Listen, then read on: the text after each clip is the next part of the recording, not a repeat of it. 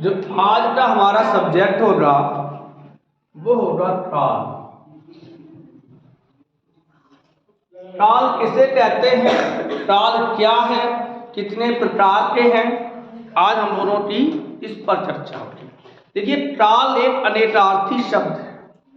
कैसा है? अनेकार्थी शब्द है। हम लोग जो पढ़ेंगे वो समय पढ़ेंगे।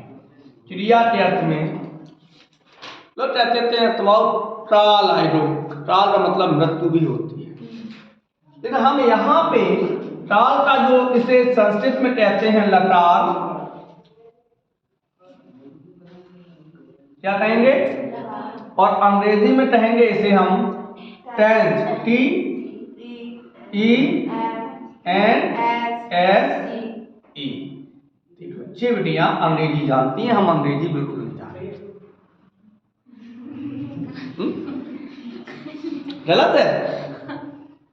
Tense, T E N E S होना, ऐसी। अरे सही है। चलो, तो अंग्रेजी में इसे टेंस कहते हैं, संस्कृत में से लकार कहते हैं, और हिंदी में से हम काल कहते हैं। काल क्या है, यह कितने प्रकार का होता है,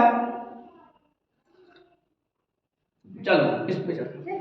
अगर किसी से पूछा जाए कि काल का अर्थ क्या होता है, तो काल का जो शाब्दिक अर्थ है क्या है, शाब्दिक अर्थ समय। अच्छा भाई, इसका व्याकरण में क्या प्रयोग है? चाय पहले पी लें भाई, चाय बड़ी मुश्किल बनता है। ये हमने प्रचार देखा, उसमें वो टिकट खिड़की पर एक लड़की बैठी होती है, एक वो आता है मंत्री जी क्या, एक कप चाय पीती है, एकदम फुर्ती आ जाती है। चलो, तो काल का जो शाब्दिक अर्थ होता है वो होता है समय। अब हम इस पे व्याकरण की दृष्टि से कि व्याकरण में काल क्या है, इस पर थोड़ी सी चर्चा करेंगे। तो व्याकरण की दृष्टि से देखा जाए तो काल का सीधा संबंध क्रिया से होता है। किसका से होता है? क्रिया से। अगर क्रिया नहीं होगी तो काल नहीं होगा, क्रिया नहीं होगी तो काल नहीं होगा। इसका मतलब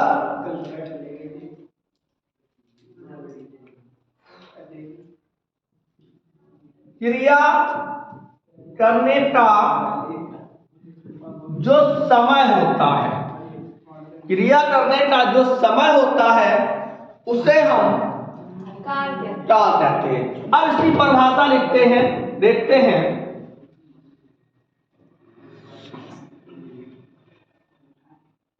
काल की जो परिभाषा है वो देखते हैं। क्रिया के जिस रूप से,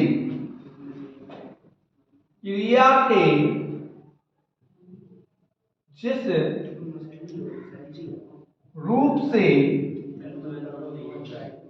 उसके, उसके का मतलब किसके, क्रिया के,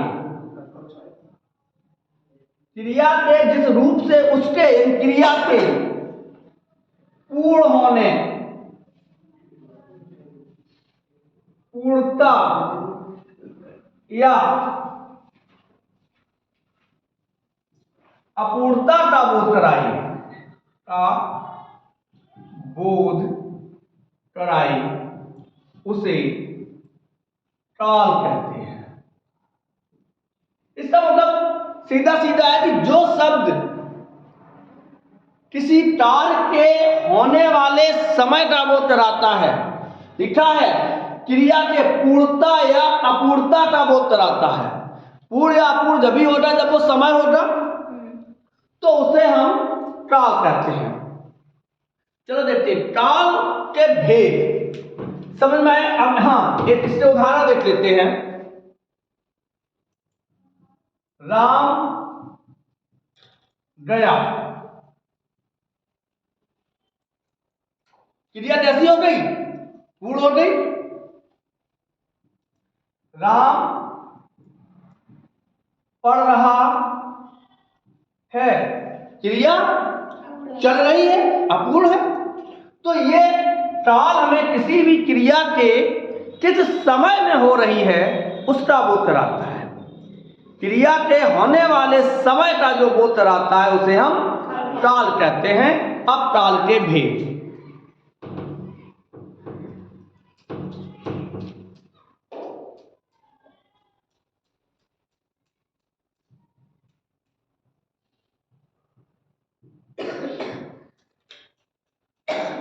टाल के कितने भेद होते हैं? तो टाल के 3 भेद होते हैं।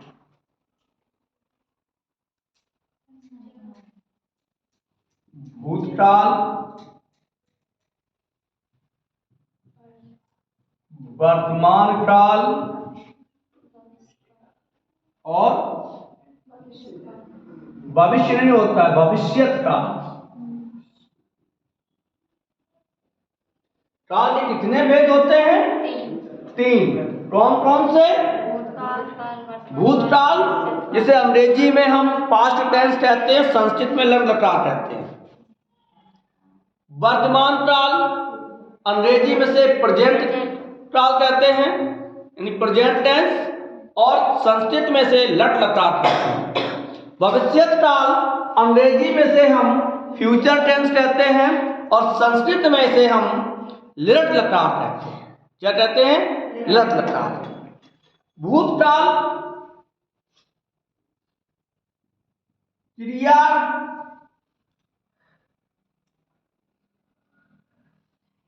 हो चुकी हो, क्रिया चल रही हो, ये नहीं लिखना, क्रिया चल रही हो या की जा रही हो, और क्रिया आने वाले समय में होगी। क्रिया आने वाले समय में होगी, यानी इसका मतलब क्रिया हो चुकी है, इसे कहते हैं बीता समय। बीते हुए समय को बीता समय। जो समय बीत चुका है उसे हम क्या कहेंगे?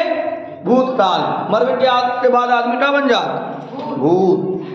देखे किसी ने? नहीं देखे? पढ़ तो लिया बराते। जहां क्रिया चल रही हो वह पढ़ रहा है, वह खेल रहा है, क्या है? वर्तमान काल। भविष्य काल, क्रिया आने वाले समय में होगी। तीनों के एक बात लिख लेते हैं। राम ने पढ़ा था, क्रिया हो चुकी। क्या पढ़ा था? कोई पता नहीं। राम पढ़ रहा है, राम पढ़ता है, चलो पढ़ रहा है नहीं, पढ़ता है, ये क्रिया चल रही है। राम पढ़ेगा।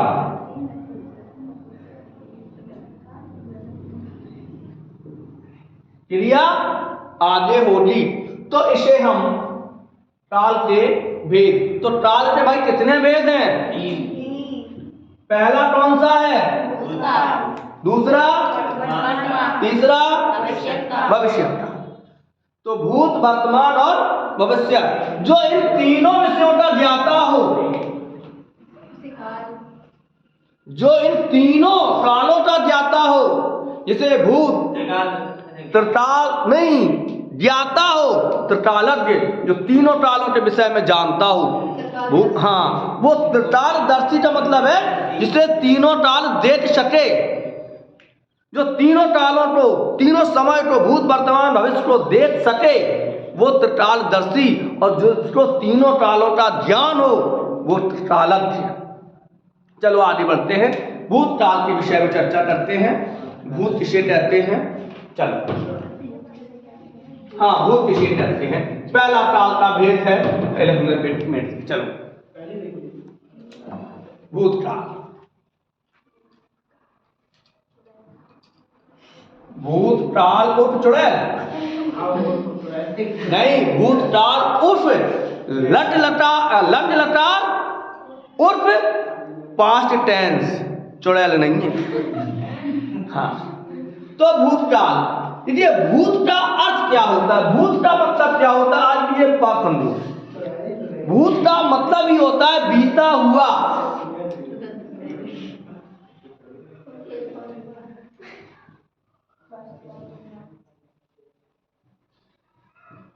भूत भूत का अर्थ क्या है? बीता बीता हुआ। और काल का अर्थ क्या है? समय समय।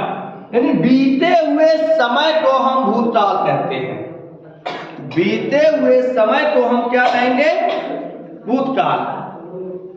समझ में आया?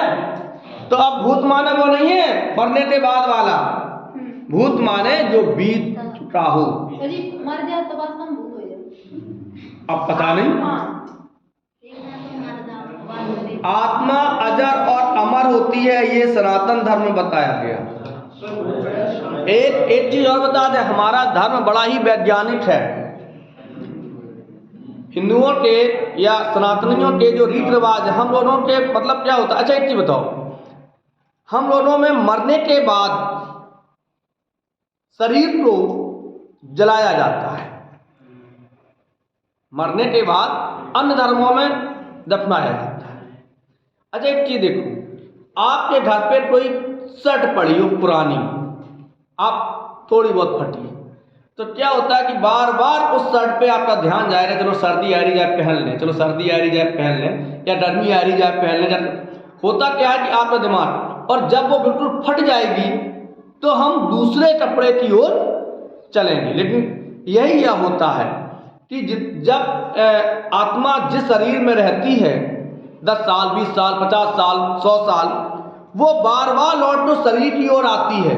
इसलिए हमारे विद्वानों ने, हमारे वैज्ञानिकों ने, हमारे धर्म में जो पूर्वज थे, उन्होंने इसका अध्ययन किया और शरीर को जला दिया। अब जैसे शरीर को जलता हुआ आत्मा ने देखा तो वो पुनः नए शरीर की ओर। आपने चीज और देखी होगी कि एक धर्म में अधिकतर, मतलब अपवाद भले ही हो, कि अपने धर्म सनातन धर्म में अधिकतर लोग पुरानी यादों को बहुत जल्दी आती है। जन्म हो जाए तो उनकी पुरानी यादें बनी रहती हैं, जिसे हम पुनर्जन्म बोलते हैं। जिसे क्या बोलते हैं? पुनर्जन्म। अन्य धर्मों में क्या होता है कि दफना दिया तो आत्माएं बार बार वहीं मरड़ाती रहती हैं कि शायद हमारा शरीर फिर हो जाए। तो अब उन्हें जन्म बा मुश्किल से, जब वो शरीर बिल्कुल सड़ गल जाता है, तब वो आत्मा वहां से जाती है। तो वहां एक सर्वे हुआ था कि जहां शमशान घाट होता है हिंदुओं का, तो वहां पे जो सर्वे हुआ, जो भी किया हो, वहां आत्मा कम मिलेंगी। लेकिन जहां पॉजिटिव और नेगेटिव एनर्जी वगैरह, हाँ, तो वहां कम मिलती है एनर्जी। लेकिन जहां पर कब्र जहां होते हैं, सबको दफनाए जाते हैं, वहां ज्यादा मिलती है। चलो, तो बीता हुआ समय को हम भूतकाल कहते हैं। बीते हुए समय क्या कहेंगे हम? भूतकाल। इसकी परिभाषा में आपको लिखाई दे रहा हूं। क्रिया के जिस रूप से, परिभाषा देख लेते हैं, क्रिया के जिस रूप से बीते हुए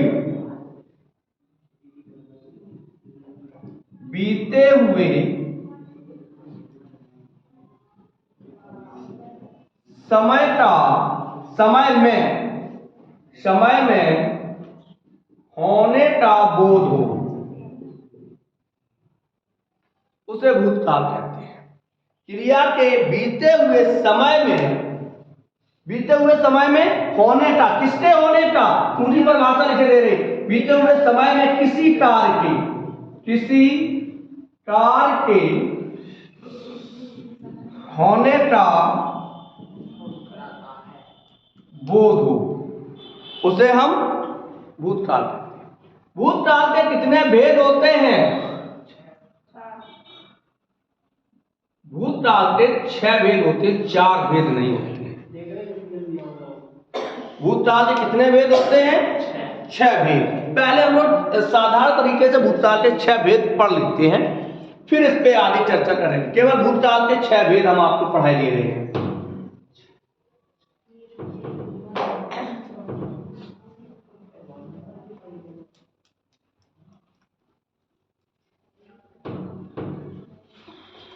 भूतकाल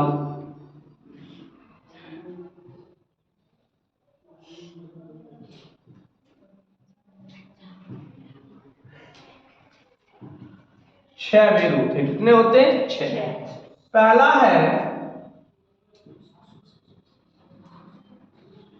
सामान्य भूतकाल। अच्छा, सामान्य भूतकाल किसे कहते हैं?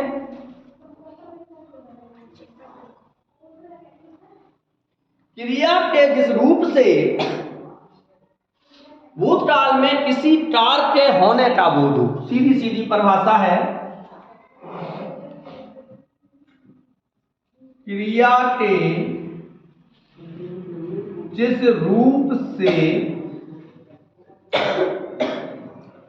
भूतकाल में किसी बीते हुए समय में कार्य की समाप्ति का बोध हो। देखिए, हो सकता है किताबों से मेरी परिभाषा थोड़ी सी भिन्न हो, तो उसे हम क्या कहेंगे? भूतकाल सामान्य रूप से हो जाए। जैसे वह घर गया,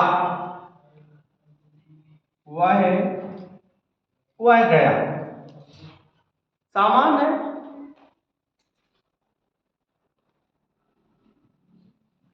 उसने भोजन खाया, उसने भोजन खाया।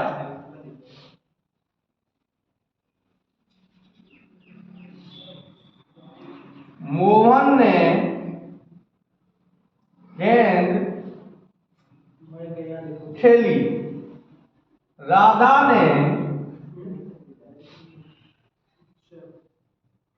पुस्तक पढ़ी। तो खेला, गया, पढ़ा, खाया, ये कैसे हैं? क्रिया के सामान्य रूप में बीत चुका है, उसका बोध होता है, तो इसे हम सामान्य भूतकाल कहते हैं। सामान्य भूतकाल किसे कहते हैं? जहां क्रिया में के जिस रूप से भूतकाल में किसी बीते हुए समय में कार्य की समाप्ति का बोध होता है, उसे हम सामान्य भूतकाल कहते हैं। जैसे गया, खेला, पढ़ा, लिखा।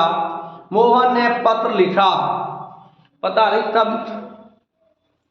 भाई हमने भी पढ़ा, तो पढ़ा है, कोई समय का बोध नहीं है। सीधा सीधा सामान्य भूतकाल में समय का बाउंडेशन नहीं होता है, समय नहीं दर्शाया जाता है। पढ़ा, खेला, खाया, यहां समय नहीं है।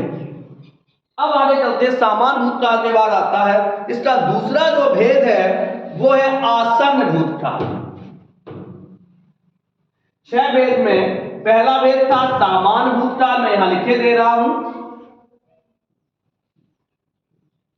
सामान्य भूतकाल जिसे हम पढ़ चुके हैं, नंबर 1। नंबर 2 आसन्न भूतकाल।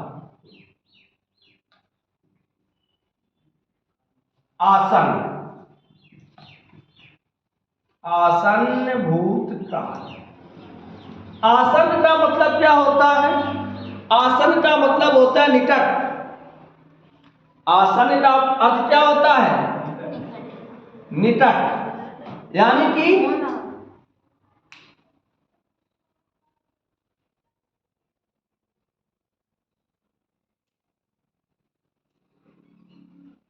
वीडियो यहीं